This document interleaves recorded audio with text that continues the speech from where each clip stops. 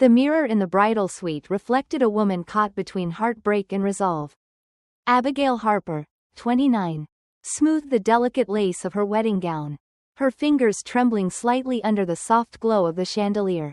Today was supposed to be the pinnacle of her life, a day she'd dreamed of since she was a little girl in suburban Atlanta, Georgia. She was about to marry Nathan Brooks, the man who'd been her rock through every trial. But in this moment, a single Instagram post had turned her world upside down, striking her heart like a sledgehammer. Just 20 minutes earlier, her best friend and fellow nurse, Lauren Carter, had hesitated before handing Abigail her phone. I'm not sure you should see this. Abs, Lauren said, her voice laced with dread. Abigail's stomach churned as she took the phone, her eyes locking onto the screen. It was a post from her mother, Susan Harper. In the photo, Susan beamed with pride, standing shoulder to shoulder with Abigail's younger sister, Olivia, 25, in a glittering banquet hall Abigail recognized instantly from family gatherings.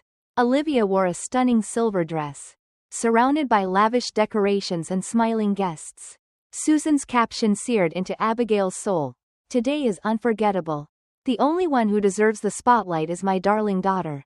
#ProudMom #family love. Abigail's breath caught in her throat, her chest tightening as if someone had punched her. Today wasn't Olivia's birthday. It wasn't a graduation or an engagement party. Today was her wedding day. Her family had told her they couldn't attend because her father, Richard, 62, was too unwell from his ongoing battle with leukemia. Yet here they were, throwing an extravagant party for Olivia, an event they hadn't even mentioned to Abigail, on the very day she was to walk down the aisle. And her mother had proudly broadcasted it to the world. The post already had over 200 likes and a flood of comments. What a beautiful mother-daughter moment. Olivia looks like a queen. The words twisted the knife deeper. Abigail's vision blurred as she opened Instagram on her own phone, her fingers shaking so badly she nearly dropped it. Without thinking, she typed a comment. Enjoy your celebration. You clearly don't know what's happening today. Her thumb hovered over the send button, her heart pounding. She knew this wasn't the time or place. But the betrayal was too raw. She pressed send, and the comment appeared, stark and solitary beneath the glowing praise. A single tear traced down her cheek, smudging her carefully applied makeup. Why, she whispered, her voice barely audible. How could you do this to me? Lauren placed a gentle hand on her back. Abigail, there are so many people here who love you and want to celebrate you. No matter what your family's done. You're about to start a new life with Nathan. Abigail nodded, but inside, something had fractured. For years, she'd lived for others, sacrificing her time, her dreams, her savings, to keep her family afloat. But now, a fire was kindling within her. She was done being the dutiful daughter who gave everything and received nothing in return. For nearly a decade, Abigail had poured her heart into her work as a nurse at Grady Memorial Hospital, often pulling double shifts to make ends meet. When her father was diagnosed with leukemia 4 years ago, she'd taken on the family's financial burdens without hesitation. Every month, she sent $1.500 to her mother's account to cover the mortgage on their family home in Decatur, a total of $72 over 4 years. Between night shifts, she'd planned this wedding, scrimping and saving to create a perfect day for herself and Nathan, 30. A high school history teacher with a quiet strength she adored. Susan had been by her side through it all, helping her pick out the dress, the flowers, the venue. You'll be the most radiant bride, Abby, Susan had said, her eyes sparkling with what Abigail thought was love. Now, those words felt like a cruel lie. Abigail took a shaky breath and faced the mirror again. Her reflection showed a woman on the edge, her hazel eyes rimmed with unshed tears. Her chestnut hair perfectly pinned but her expression taut with pain. She whispered to herself, "From this moment on, I live for me." As if on cue, the chapel doors began to open, and a cascade of golden light spilled in, beckoning her forward. She squared her shoulders and stepped toward the aisle. But her gaze flicked to the pews reserved for her family. They were empty. The void spoke louder than any excuse ever could. Yet, at the end of the aisle stood Nathan. His warm brown eyes locked on hers. his smile steady and unwavering. He'd been her anchor through every storm, when she cried after exhausting shifts, when she doubted herself, when her family's demands seemed endless. His presence was a reminder that she wasn't alone. With each step down the aisle, Abigail felt the weight of her past loosen, replaced by a quiet determination to cross into her future. The ceremony was beautiful, filled with laughter and tears from their 50 closest friends and colleagues. But that night, as dawn crept through the hotel curtains, Abigail couldn't sleep. The image of her mother's post, the empty pews, haunted her. She sat up in bed, her face illuminated by the soft glow of her phone as she stared at the photo again. Nathan stirred beside her, his voice groggy but concerned. "Abby, what's wrong?" She showed him the post, her voice breaking as she recounted the betrayal. Nathan pulled her close, his arms a safe haven. "You've given them everything, Abby, more than anyone could ask. It's time to put yourself first." His words solidified her resolve. That morning, Abigail made a decision that felt both terrifying and liberating. She would stop the monthly payments to her family. For years, she'd seen them as her duty, a way to honor her love for her father. But now, she saw them for what they were, a one-sided sacrifice that had drained her spirit. At 8 a.m., Abigail walked into the local branch of SunTrust Bank, her wedding band glinting under the fluorescent lights. She sat across from a teller named Tara, a young woman with a kind smile. "Good morning, Ms. How can I assist you today?" Abigail's voice was steady, though her heart raced. "I'd like to cancel a recurring transfer. It's $1.500 a month to my family's account." Tara typed quickly, then paused, her eyes wide slightly. "I see you've been sending $1 every month for 4 years. That's $72 total." Abigail nodded, her jaw tight. "Yes, I'm aware." Tara hesitated, then asked gently, "For our records, may I ask why you're stopping the payments?" Abigail's lips was wavered, but she spoke from a place of raw honesty. "I was doing it to support my family after my dad got sick. So yesterday. But after I found out they chose a throw a party for my sister on my wedding day instead of being there. I can't keep giving when they don't even see me." Tara's expression softened. "I'm so sorry. You're doing the right thing by taking care of yourself." Abigail nodded slowly. "Thank you." Tara nodded, resumed typing, her fingers swift. "The payment is cancelled effective immediately. No further payments will be deducted." She smiled faintly. "Would you like a printout of the payment history?" Abigail nodded. "Yes, please." She nodded slowly. "I want to keep a record." She glanced as Tara handed her the papers. Abigail felt a quiet strength weight lift, like a chain snapping free. She stepped outside into the warm Georgia morning, the soft carrying breeze, the faint scent of magnolias. It was the first time in years she felt unburdened. That evening, Abigail sat across from Nathan at their cozy family's apartment dining table. The payment history spread out before her. 70 looked at the numbers. $72. "Abby," Nathan's voice said was quiet. His voice filled with disbelief. "You carried them all this time?" Abigail nodded slowly, her throat tight. She nodded. I thought I was helping them. But after what their dad did yesterday, it hurts so much, because they're family." Nathan reached out for her hand, his grip warm, steadying, and her firm. "She's did it was wrong." Abigail gasped, tears welling up in her eyes. "I'm scared. She whispered. "I don't know how they'll react when they realize I've stopped the payments," she said, her voice trembling. "But I can't keep going living like this." Nathan squeezed her hand. "You're not alone in this. You've been strong for everyone else, your strength. Now be strong enough for you." Abigail's eyes glistened with tears, but her eyes held a new resolve, strength. "It's so hard," she admitted softly, "but I'm done, so tired of living for everyone else." Abigail's voice held a quiet power, a new conviction, strength. I'm done," she whispered. She wept quietly, tears but spilling those over tears. But they were different, cleansing. Tears that of release, letting go of a long-held weight burden. For years, she'd been the eldest daughter, the one who held everything together, her family.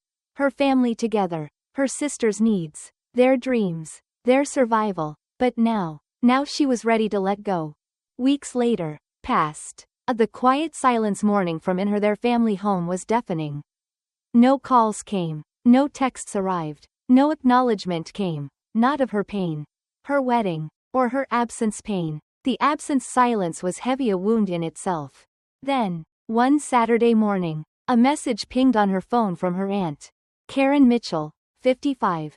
A warm-hearted realtor who'd always been a quiet, steady presence ally in for her life. Abigail. I'd Abby. We'd love for you to come see our old newly renovated lake house up in Dahlonega. It's a family gathering get-together. Hope you can make it. The word's invitation stirred both a mix of hope and apprehension. Dread. Would she be walking into a room full of judgment? Would they her act family as pretend if nothing had happened? She nearly declined, her finger hovering over the reply button. But Nathan's words voice echoed softly in her mind. If it feels like it could help you move forward, it might be worth a try. The lake house was a charming retreat, nestled among the rolling hills of North Georgia's hills. Its wide porch overlooking a shimmering lake. Karen and her husband, Tom, greeted her Abigail with open warm arms hugs. Their home filled with the laughter of cousins and uncles, and the warm hum of conversation. Abigail's Susan, Richard, Olivia, Sarah, and Sarah's daughter, sister, Olivia, were there too. Susan, her mother, avoided her Abigail's gaze, her eyes fixed on her to her wine glass. Olivia Hannah laughed lightly, chatted with relatives, her engagement ring sparkling catching in the sunlight light. Richard, looking more frailer than she Abigail remembered, offered her a small, weary smile that stirred a pang of warmth in her heart despite the pain tugging at her chest heart. Lunch was served on the lawn, under a canopy of towering oak trees. Karen raised her glass, her voice bright with warmth. Thank you all for being here today to share today. Family's been through a lot lately, but days like this remind us to hold what's on what matters most. Cheers. Glasses clinked, and chatter resumed. Lively conversation filled the air. Then someone, a cousin unaware of the tension undercurrents, spoke up casually, said, Olivia, that party last month was incredible. You looked like a movie star. Olivia smiled, touching her Jake's arm lightly. It was like a dream, magical. Thank you. Susan's face lit up with a proud smile. Pride. Abigail's fork froze mid-air, her heart skipping a beat. The casual mention of the party, the one that stole her family from her wedding, ignited a spark she couldn't suppress. Karen, sensing the shift change in the air, spoke gently. Abby, you weren't at Olivia's party, were you? Is everything okay? The table fell silent, all eyes turning to Abigail. She set down her fork slowly, her heart pounding but her voice steady clear. I wasn't at Olivia's party because I didn't even know it was happening. That day was my wedding day. Gasps rippled through the group, a murmur of shock spreading. Abigail continued, her words steady despite the tremor in her hands shaking. I had my wedding on that same day. Not one of you was there. Came. I was told it was because Dad was too sick to come. But you were all at Olivia's party, celebrating while I walked down the aisle alone. I found out about it through Mom's Instagram post. She turned to Susan, her voice breaking slightly with emotion. You wrote, the only one who deserves the spotlight is my darling daughter. Did you even think about me? The silence was heavy, suffocating. Olivia stared at her plate, her face pale, draining of color. Susan's lips parted, but no words came. Abigail pressed on, her voice trembling but resolute. Years of pent-up pain pouring out. For 4 years, I sent $1 every month, $1.500 every month, $72 total, to keep our family's home, that house. I worked night shifts, night gave shifts, gave up my vacations life. To my make savings sure. You didn't make lose sure it you didn't lose it. And yet you planned a party for Olivia on my wedding day and didn't even tell me. How could you make me feel so invisible? Richard stood slowly, his voice hoarse with emotion. Abby, I'm so sorry. After I got sick, I know we leaned on you much too hard. We should have been there for your wedding. His eyes glistened with tears, and Abigail felt a pang of compassion for her father. despite the hurt. But Susan remained silent, her gaze fixed on the table. Mom, Abigail said softly, her voice soft but firm. Don't you have anything new to say? Susan's lips pressed together, then bit her lip. Then she whispered, I thought I didn't think you needed us. Abby, you were always so strong. So stable. You had everything together. Abigail shook her head, tears spilling over her eyes. That's no excuse for abandoning me on my wedding day, she said, her voice cracking. I trusted you. Karen's voice cut through the tension. Calm but resolute. Susan, you were wrong, she said. Abby trusted you, supported you, and you betrayed her. Family doesn't get a just pass treat to family treat like family like that. Nods and murmurs of agreement followed through from the group. An uncle added quietly, Abby's done way more than her fair share enough. It's not right to lean on her strength and give nothing back in return. Susan's composure cracked, her voice trembling with emotion. I'm sorry, Abby. I took you for granted. I didn't realize how much I was hurting you. Olivia's eyes glistened as she spoke up, her voice barely above a whisper. I'm sorry too, Abby. I didn't see it. I didn't realize. Abigail met her sister's gaze, seeing a flicker of genuine remorse for the first time. She took a deep breath, her voice steady despite the pain. I don't want to be your savior anymore, she said quietly. I want to be a sister. Not your burden family. I deserve to live my life. I deserve a family where that equals treats each other as equals. That's all I've ever wanted. A soft quiet applause broke out, led by Karen, who pulled Abigail into a warm tight hug. You're so brave, strong, Abby, she whispered. I'm so proud of you. Abigail smiled softly, a fragile hope flickering in her chest. The wound was still raw, but speaking her truth had finally cracked open a door to something new, a chance for change. As she drove back to Atlanta, Nathan's words rang softly echoed in her mind. You're not just surviving anymore, Abby, you're starting to live. The morning sun filtered through the blinds of Abigail Harper's Atlanta apartment, casting soft stripes across her face as she sat on the couch, clutching her phone. It had been 3 weeks since the confrontation at her Aunt Karen's lake house, where she'd laid bare the pain of her family's betrayal on her wedding day. The memory of her mother Susan's Instagram post, celebrating her sister Olivia's lavish party while Abigail walked down the aisle alone, still stung like a fresh wound. But something had shifted inside her that day. She'd stopped the $1.500 monthly transfers that had supported her family's mortgage for 4 years. A total of $72. It was a bold step toward reclaiming her life. But the fallout was just beginning. Her phone buzzed, the screen lighting up with, Mom. Abigail's heart sank, a mix of dread and curiosity tightening her chest. She hesitated, then answered. Hello? Susan's voice was frantic, trembling through the receiver. Abby, it's bad. We got a notice from the mortgage company. They're threatening foreclosure on the house. Abigail froze, her grip on the phone tightening. What do you mean? Foreclosure? Susan's voice cracked, thick with tears. We've fallen behind on payments since you stopped sending money. I can't keep up. If we don't catch up, we'll lose the house. Please, Abby, just this once, can you help?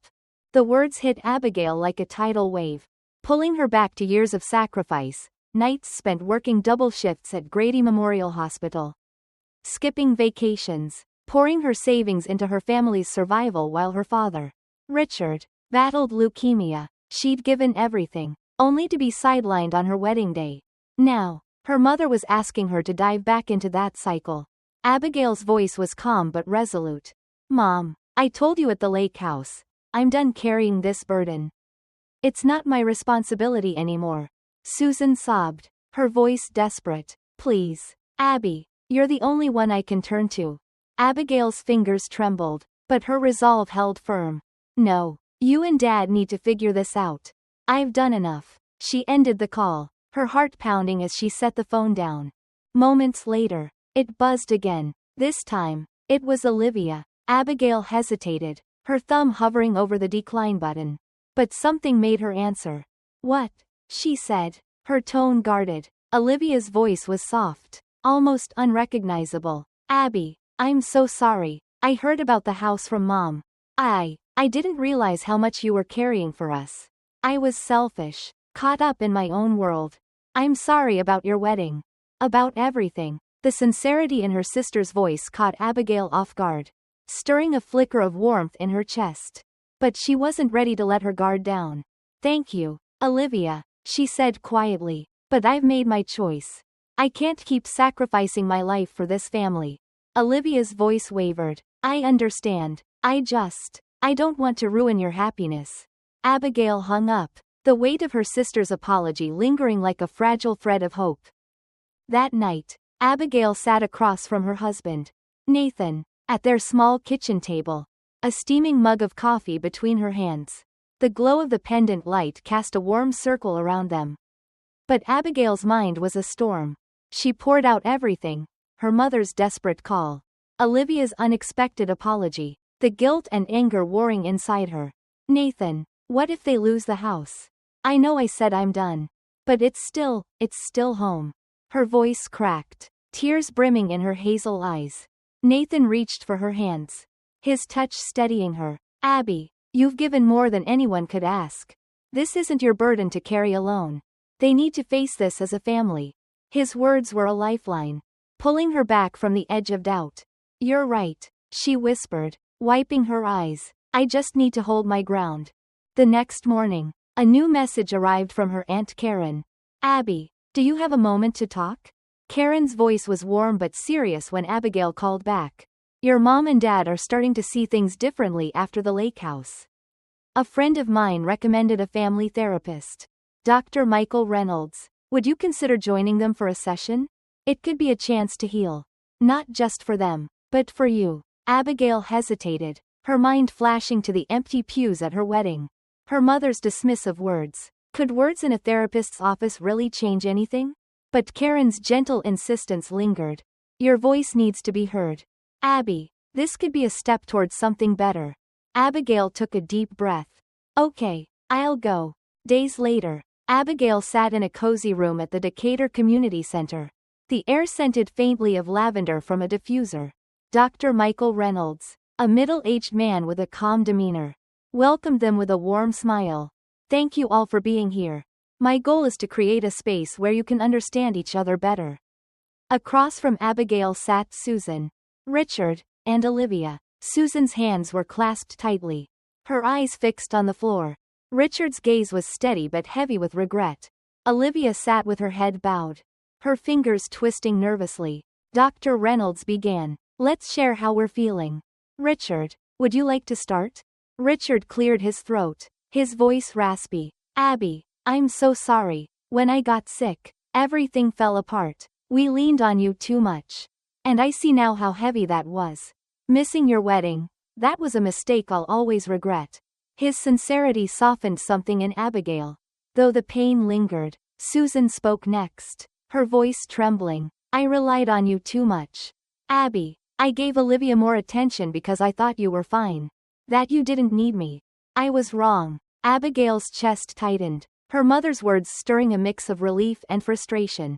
When it was her turn, Abigail spoke clearly, her voice steady despite the tears threatening to spill. I don't hate you, Mom, Dad, Olivia, but I've been carrying this family for years, paying for the house, covering Dad's medical bills, putting my life on hold. What happened on my wedding day broke me. You chose Olivia's party over me. And I found out through a post online. I just want a family where I'm seen, where we're equals. Susan's eyes filled with tears. I regret missing your wedding more than anything. Abby, I let pride get in the way. I should have been there. Olivia's voice was barely a whisper. I'm sorry, Abby. I leaned on you without seeing it. I want to do better. To take responsibility. Dr. Reynolds nodded. Abigail's asking for equality, for balance. How does that resonate with you? Richard spoke first. I want that too. I want us to be a family that supports each other, not just leans on one person. Susan wiped her tears. I'm trying to change. I don't want to rely on you anymore. Abby, I want to stand on my own. Olivia added. I've been too dependent. I'll work to be independent. To be a real sister. The session dug deeper. unraveling years of unspoken dynamics. Susan admitted she'd favored Olivia, seeing her as the fragile one, while assuming Abigail's strength meant she needed less. Richard promised transparency about their finances, vowing to share the burden. Olivia committed to finding her own path, starting with a part-time job to contribute to the family. As the session ended, Dr. Reynolds said, "Healing a family takes time, but honesty is the foundation. You've taken a big step today." Over the next few weeks, Abigail attended more sessions, each one chipping away at the walls between them. Susan began managing the mortgage with help from relatives, determined not to ask Abigail for money.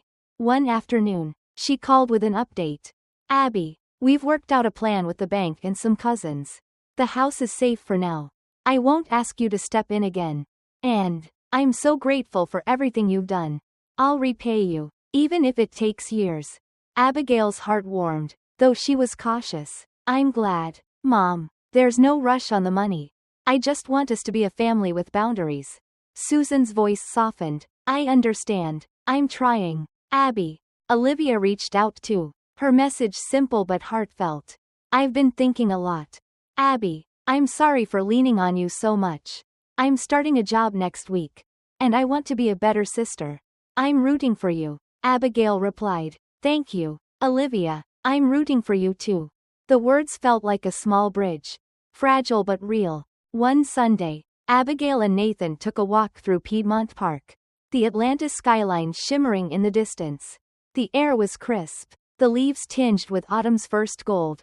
Abigail squeezed Nathan's hand, a smile breaking through. "You know, my family's starting to change. For the first time, I'm not dreading seeing them. I think we might be okay." Nathan grinned, his eyes warm. "That's because you were brave enough to stand up for yourself. I'm so proud of you." Abigail's heart swelled. "I couldn't have done it without you." As they walked, Abigail felt a lightness she hadn't known in years. She was no longer the daughter who carried the world for others. She was building a new kind of family, one where her voice mattered, where boundaries were respected. The road ahead wasn't smooth, but with Nathan by her side and a spark of hope in her heart, Abigail was ready to face it. She was, at last, the main character in her own story,